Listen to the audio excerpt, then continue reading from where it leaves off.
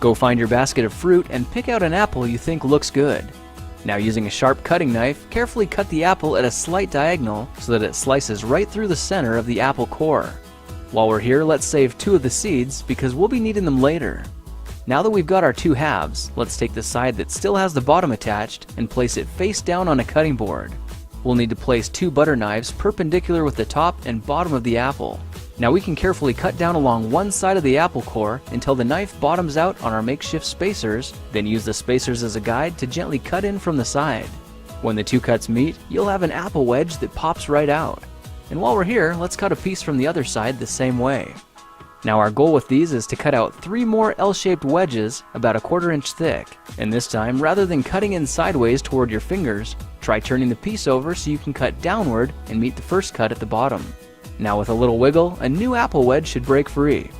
If you repeat the process 2 more times, then stagger the pieces back together, the effect is a beautifully layered wing. Now just cut the other piece the same way and your swan's body should look like this.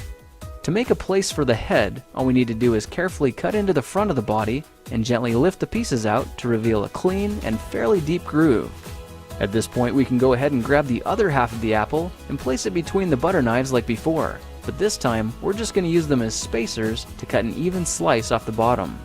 You can see that repeating this process 3 or 4 times gives us a nice variety of shapes and sizes. Now look for a piece that resembles a heart that's been slightly flattened on top. All it takes to form the swan head is 3 strategic cuts with a knife. I made 1 angled cut to form the head, a horizontal cut to form the neck, and 1 slanted cut at the bottom for the base.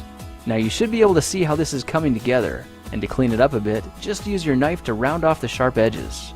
All that's left now is to place the apple seeds where you think the eyes should go, then use the side of a butter knife to press them firmly into position.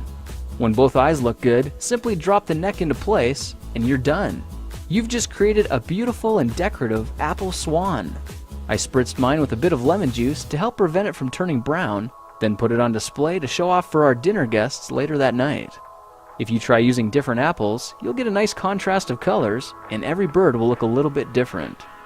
Well, now you know how to take any ordinary apple and turn it into a decorative and edible apple swan.